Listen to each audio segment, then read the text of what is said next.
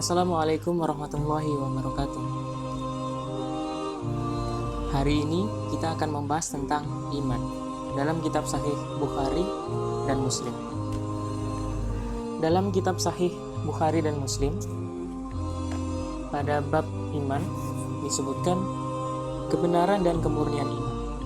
Abdullah berkata, ketika turun ayat orang-orang yang beriman dan tidak mencampur adukkan iman mereka dengan kezaliman, Quran Surat Al-An'am ayat 82. Kami para sahabat mengatakan, siapakah di antara kami yang tidak menzalimi dirinya?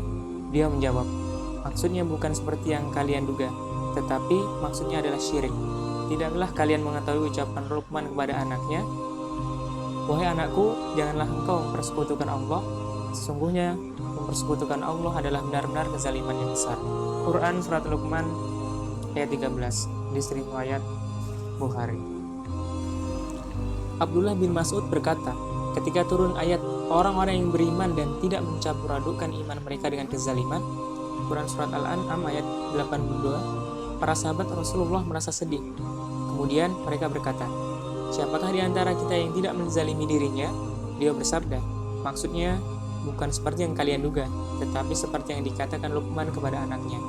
Wahai anakku, janganlah engkau mempersekutukan Allah. Sesungguhnya mempersekutukan Allah adalah benar-benar kezaliman yang besar. Quran Surat Luqman ayat 13, hadis riwayat Muslim. Allah tidak memperhitungkan kata hati dan yang terbersit dalam hati selama tidak dikerjakan.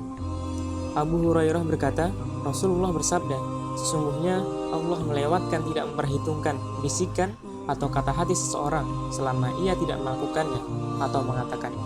Hadis riwayat Bukhari. Abu Hurairah berkata, Rasulullah bersabda, sesungguhnya Allah melewatkan tidak memperhitungkan kata hati pada umatku selama mereka tidak mengatakannya atau melakukannya. Hadis riwayat Muslim. Jika seseorang berniat baik, kebaikan itu dicatat, dan jika berniat buruk, niat buruk itu tidak dicatat. Abu Hurairah berkata, Rasulullah bersabda, Allah berfirman kepada malaikat pencatat amal, jika hambaku berniat melakukan perbuatan jelek, maka janganlah kalian mencatatnya hingga ia mengerjakannya. Jika ia telah mengerjakannya, maka catatlah sebagai satu keburukan, dan jika dia meninggalkannya karena aku, maka catatlah satu kebaikan untuknya. Jika hambaku berniat melakukan perbuatan baik, lalu ia tidak melaksanakannya, maka catatlah oleh kalian satu kebaikan untuknya. Jika dia mengamalkannya, maka catatlah kebaikan itu 10 kali lipat hingga 700 kali lipat. Hadis riwayat Bukhari.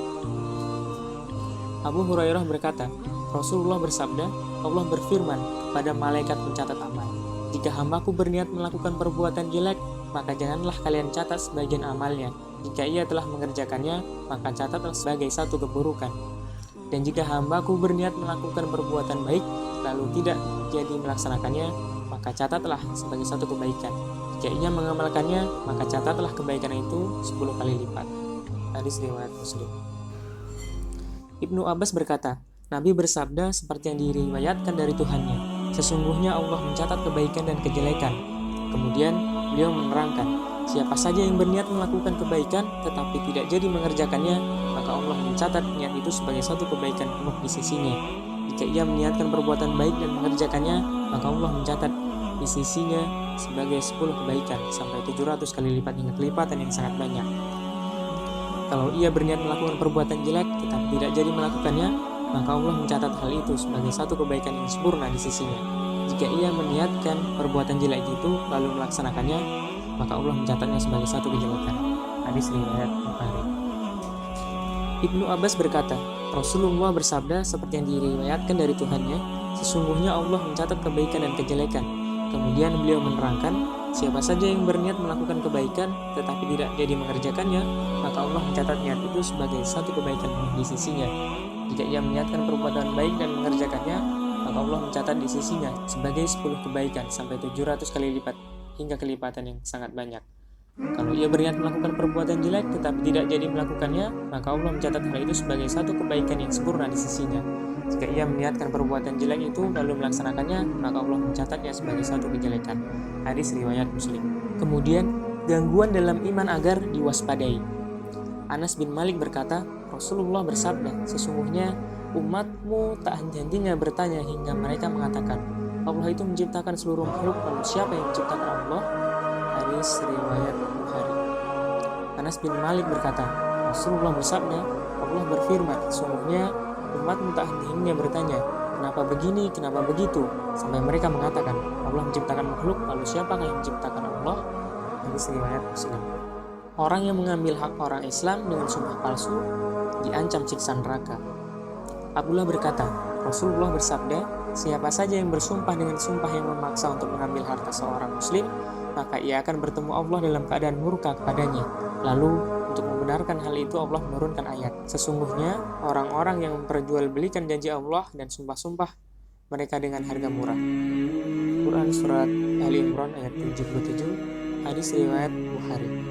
Abdullah bin Mas'ud berkata, Rasulullah bersabda, siapa saja yang bersumpah dengan sumpah yang memaksa untuk mengambil harta seorang muslim, sedangkan ia melakukan kepalsuan dalam sumpahnya itu, maka ia akan bertemu Allah dalam keadaan murka kepadanya. Hadis riwayat Muslim. Orang yang terbunuh karena mempertahankan hartanya adalah mati syahid. Abdullah bin Amr berkata, aku mendengar Rasulullah bersabda, siapa saja yang terbunuh demi mempertahankan hartanya, maka ia mati syahid. Hadis riwayat Bukhari. Abdullah bin Amr berkata, Rasulullah bersabda, siapa saja yang terbunuh demi mempertahankan hartanya, maka ia mati syahid. Hadis riwayat Muslim. Penguasa yang menipu rakyatnya akan mendapatkan neraka. Ma'qil bin Yasar berkata, aku mendengar Rasulullah bersabda, tidaklah seorang hamba yang diserahi Allah tanggung jawab memimpin rakyatnya, kemudian mati dalam keadaan menipu, menzalimi mereka, kecuali Allah mengharamkan surga baginya. Hadis riwayat Bukhari. Ma'qil bin Yasar berkata, aku mendengar Rasulullah bersabda, tidaklah seorang hamba yang diserahi Allah tanggung jawab memimpin rakyatnya mati, dan pada hari kematiannya ia menipu rakyatnya, kecuali Allah mengharamkan surga baginya. Hadis riwayat Muslim. Hilangnya amanat dan iman dari hati dan merasuknya fitnah ke dalam hati. Hudzaifah berkata, Rasulullah menceritakan kepada kami, para sahabat, dua hadis. Yang satu aku sudah tahu dan aku masih menunggu yang satu lagi. Beliau menceritakan kepada kami bahwa amanat yang berada di pangkal dasar hati manusia, kemudian mereka mengetahui dari Al-Quran dan hadis. Beliau juga menceritakan kepada kami tentang diangkat hilangnya amanat. Beliau bersabda, seseorang tidur dengan nyenyak, lalu dicabutnya amanat dari dalam hatinya, maka tinggallah bekasnya seperti bercak. Kemudian ia tidur lagi, dan dicabutnya amanat tersebut dari hatinya, maka tinggallah bekasnya seperti luka, kapalan, atau pembengkakan pada tangan akibat bekerja dengan menggunakan benda keras, seperti kapak di tangannya, seperti batu yang jatuh di atas kakimu, lalu membengkak, kapalan, sementara di dalamnya tidak terdapat apa-apa. Beliau melanjutkan, orang-orang saling berbaiat, tapi mereka tidak menjalankan amanat sehingga dikatakan bahwa di antara Bani Fulan ada seorang yang jujur, dan kepadanya dikatakan, pandai sekali orang ini, istimewa sekali orang ini, kuat sekali orang ini, sementara di hatinya tidak ada iman meski hanya sebesar biji sawi pun. Telah datang zaman di mana aku sudah tidak peduli siapa yang berbaiat denganku. Kalau ia seorang muslim, maka agamanya akan melarangnya berkhianat. Dan jika ia seorang Nasrani, niscaya para pemimpinnya akan melarangnya berkhianat kepadaku. Adapun hari ini, aku tidak akan membaiat kalian kecuali dengan fulan dan fulan. Hadis riwayat Bukhari. Islam muncul dalam keadaan asing dan akan kembali asing, dan bahwa Islam berlindung di antara masjid-masjid. Hudzaifah berkata, ketika kami bersama Umar, ia bertanya, siapakah di antara kalian yang mendengar Rasulullah bersabda tentang fitnah? Beberapa sahabat menjawab, kami pernah mendengarnya. Umar bertanya, barangkali yang kalian maksudkan adalah fitnah seseorang berhubungan dengan keluarga dan tetangganya? Mereka menjawab, iya benar. Umar berkata, itu bisa dihapus dengan salat, puasa, dan zakat. Tetapi yang aku maksud, siapakah di antara kalian yang pernah mendengar sabda Nabi, fitnah yang berombak seperti ombak laut? Orang-orang pun terdiam. Lalu Hudzaifah berkata, aku. Umar berkata, kau beruntunglah ayahmu. Hudzaifah berkata, aku mendengar Rasulullah bersabda, fitnah-fitnah akan melekat di hati bagaikan tikar dengan berulang-ulang. Setiap hati yang termakan fitnah itu, maka pada hatinya akan terdapat bintik hitam.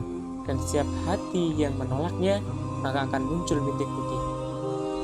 sehingga hati tersebut menjadi terbagi dua.